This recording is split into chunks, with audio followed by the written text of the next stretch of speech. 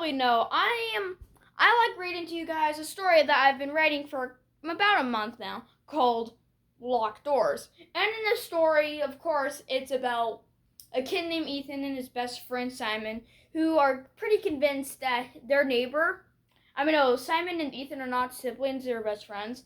They're convinced that Ethan's neighbor is a kidnapper after a mysterious abductions of little kids going missing. They start to suspect that, what if he's the kidnapper? Well, I just want to let you guys know that I have no other video to tell. It's Thursday, September 19th. I'll repeat that. It's September 19th, and I literally have nothing else to do besides sitting in my bedroom thinking of video ideas until I came up with a video idea. Do you know what the video idea is going to be? Me telling you about the upcoming books I am writing and telling you all about the descriptions. I already have them wrote down, and I'm going to tell you guys a lot of them. Actually, I don't really have anything else to say besides, hey guys, what's up? It's 1934-35 here, and gonna tell you some of my books ideas. Sometimes I forget to say, hi, I'm 1934-35 here, and welcome back to another video. It's just that, I don't know. But you guys, here we go. I have 5 stories in mind. 1 you already know, 4 you don't probably know. So the first one that I am actually still writing, but I haven't been writing in a long time, but I'm going to continue, is a story called Jack's Nightmares. This story is about a kid named Jack Goldwing. And this kid, he's really afraid of going to sleep. Every time he goes to sleep, of course, he always has nightmares. And it's terrifying. Right now I'm still working on page 3.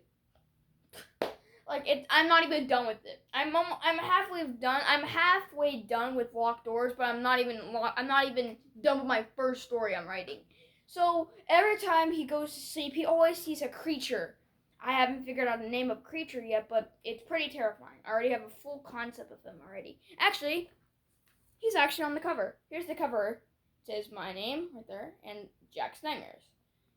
And there's Jack right there, and there's the creature that I have in mind.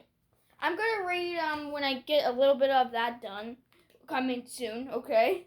Alright, so every time he goes to sleep, he has a nightmare of a specific creature, and he's always afraid to go to sleep. Even worse, I'm gonna give you a quick spoiler, even worse, in the beginning of this book, he gets suspended from school after fighting with a bully, and it's worse, because now he's grounded now, and he is, unfortunately has nothing else to do besides sitting in his bed, grounded for 2 weeks now.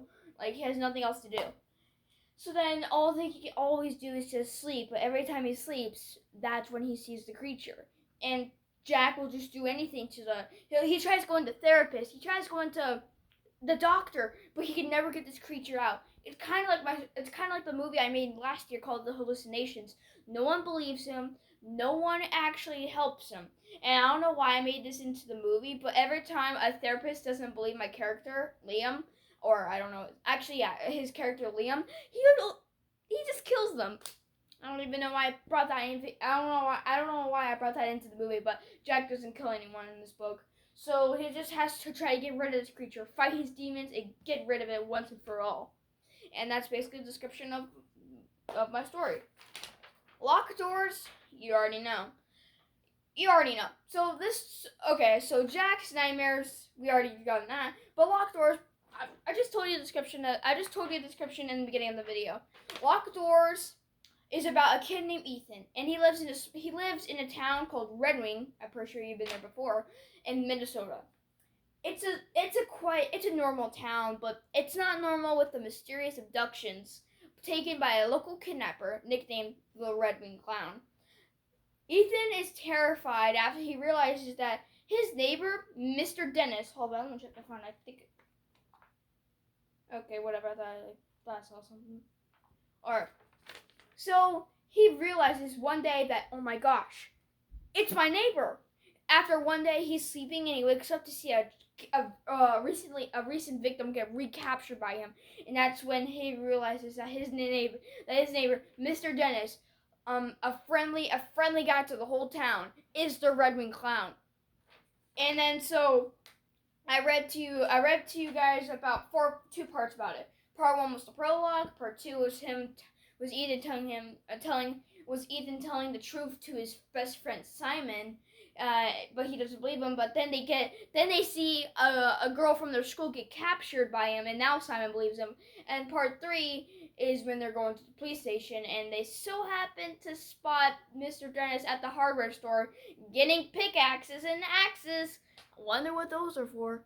And then right now, part 4 is probably part 4. I'm not gonna spoil anything yet, but actually, I'm gonna spoil a little. They tell the police, and they don't arrest him yet because, of course, like any police in horror movies, they don't believe the main characters. But then something insane happens, blah blah blah. Then I don't know. But of course, that movie's just. I mean, it's not a movie. What I've seen? I wish it was a movie. Maybe when I grow up, maybe I can become an author. Maybe I can write the book so good it becomes a movie. That'd be good. So Locked Doors, of course, Ethan thinks his neighbor is the Raven Clown. It is, and then he'll just try to do anything and get him arrested. Alright, 3 more stories to go. This one, I like this one. This third story is called Night at the Haunted Cemetery. So, and I'm pretty sure that kind of reminds people. It kind of sound like a Goosebumps title, Night at the Haunted Cemetery or Night of the Living Dead. Okay, but here we go. Here's the description for the story. There is this girl named Angela. Angela is just a typical girl. She is in high school or middle school. I haven't thought of that yet. But actually, no, I'm going to choose in middle school. She's an 8th grader in middle school. She just doesn't really like middle school. School had just got out for the summer, and she's excited. She's excited to hang out with her friends. She's excited to go to the movies, go to the park, go hang out at random places, talk about boys and stuff.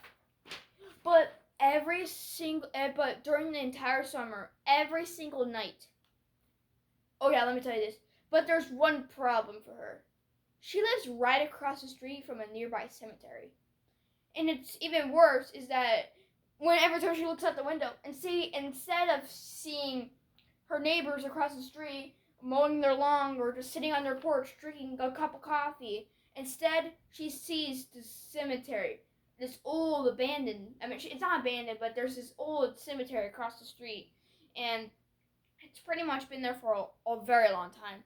But every time around like midnight, every time that she wakes up in the middle of the night and looks across the street, do you know what she sees? She sees the ghosts of the people who are buried at the cemetery wandering through the graveyard. I don't really have anything else to say besides they wander through the graveyard. And then every time she tries to tell her parents, of course, classic horror movie parents, they don't believe the main character. I don't know why. But, of course, it doesn't work. And then so she thinks, what if I could catch this thing on camera? This book takes place around this time. But in my story, Locked Doors, it takes place in 1991. So, so Angela will, literally try to take pictures of it, but every time that she takes a picture of it, the ghosts are not in the photos. So that story, I'm getting ready to write it. I'm getting ready to write it soon.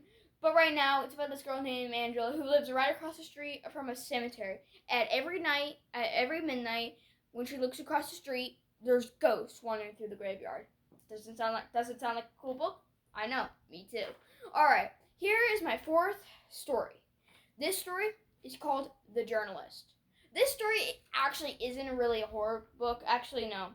All 4 of these stories are terrifying. All 4 of these stories are terrifying. But this one actually kind of has a lot of other movie topics in there. There is murder. There's violence. There's even romance. That's my first book I'm ever writing about romance. Yay! So then, okay. So let me tell you the description. This movie takes place in a fictional town. This town isn't real. Called Sleepy Lion. Okay, that is a weird title to say. So this book takes place in a town that's not even real. It's real in the books, but it's not real in the real world. I just made that up. So this book takes place in a town called Sleepy Lion. Let's get So this book takes place in a town called Sleepy Lion, and I don't know what state, but I'm thinking maybe Wyoming, because I never really seen a book which takes place in Wyoming. So Sleepy Lion, there is a journalist. His name is Norman. And this journalist, of course, is like any other journalist. He's kind of like Quentin from Hello Neighbor 2. He solves missing children's incidents, not locked doors, or I don't know. But he likes to solve missing children's cases. He likes to solve serial killer things and other topics that you can think about on a crime show. So then he gets a call. So in the town of Sleepy Lion, there is another. I don't know why, but there's a serial killer on the loose, and his name is called the Scar Man. Because every time witnesses see him, he always has a scar going from his ear down to the side of his mouth, and they call him the Scar Man. The Scar Man likes to he kills about 13 people, and no one can ever seem to catch him, and nobody knows where he lives. And that's when Norman gets a call. It turns out, witnesses say that they could have swore that they saw the Scar Man living in a nearby hotel. And this hotel is called Sleepaway. Not Sleepaway Camp. Sleepaway Hotel. So then, I was going to say Quentin. So Norman gets in his van and drives over to Sleepaway Hotel. He meets the hotel proprietor. Her name is Rachel. And so, I keep saying Quentin. So Norman explores the hotel for quite a while sometime, but he doesn't check a specific door. Room 102. He gets ready to knock on the door, but that's when he realizes the serial killer is living inside room 102. So he tells Rachel, the proprietor, and they call the police. And actually, no, there's actually a scene where the serial killer comes out, and of course, he has a scar going from his ear to his mouth, and it's the Scar Man killer. And then, so they call the police. Oh my gosh. Does that look beautiful? Oh, look. Sorry. Wow. That's not a light. That's the sun. That looks beautiful. Never really seen the sun do that before. Alright, so the police come. They go to room 102, but the killer is not there. And they're confused. And so the police explore the rest of the building. And Rachel and Norman have no idea what's going on. And next thing you know, they explore around the place. Oh, sorry, I got a text message. But that's when the killer kills the two cops and starts running after, starts chasing I don't even know why I have a sock. So that's, okay, I thought it landed on something. But that's when the killer chases Rachel and Norman down. Norman fights back, but he manages to, like a little slant, he manages to get his eye a little. But it's too late. Norman gets knocked back down and gets knocked out. And Rachel's devastated. She doesn't know what to do. Then next thing you know, Norman wakes up. He grabs his journal. He grabs his pencil from his journal. He jumps through the air. But bam! Stabs him in the head. In the back. The killer falls to the ground. Then Norman grabs the axe display on the wall. And I guess you can already think what happens next. The boom! Decapitation. Alright, then next you know, everyone comes out like, what the heck is going on here? And then so Rachel tells everyone in the hotel that we caught the Scarman killer. He's dead. All thanks to Norman the journalist. And next you know, there's more stuff going on, but you're not ready to hear this book. As you can probably tell, the story has violence and murder. And even worse, I'm pretty sure for some other people it has romance. So I wonder who that romance can be. I wonder who. Actually, I think it already know. I'll give you a spoiler. Norman and Rachel start dating in the book. Okay, but that's actually my first book wherever I make a couple in it. But that's good. I never really add those into my movies. Besides Brittany and Alex from Reckoning, Friday the Freddy's Reckoning. But anyway, guys, that's what I'll have to say for today's video. Those are gonna be all. Wait, no. I actually have one more book idea. Sorry, I forgot about that. Oh yeah, there's my phone. What time is it? It's 7:04. All right, so here we go. One last story before I end this video. So this story I like to call the Occult Club. I know, does it sound like it came from Yandere Simulator? That's actually where I got it from. So there's this kid. His name is Frank. Frank just graduated from middle school. He's now 14. He's now going to be a 9th grader in high school. So then him and his girlfriend, I'm still thinking of a name. Oh yeah, Jasmine. They officially go to the middle school. I mean, they go to the high school, and it's massive, multiple rooms, lots of decorations, and not only that, there are lots of clubs that they can join. There's the cooking club, there's the gaming club, there's the science club, and there's I'm trying to think. There is the gardening club, there's the sports club, there's the swimming club, lots of clubs. Well, lots of clubs.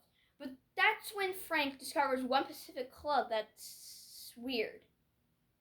The occult club. His girlfriend's like, don't join that club. That club's full of like satanic stuff. And it's full of demons and devils and stuff. Don't join that club. Here, like, I already got a good one. I want to join the cooking club. How about you go join the science club? You always like building stuff and like science and stuff. Okay. So then his girlfriend goes and joins the cooking club. So then, Frank is running around the school, but that's when he discovers the occult club room.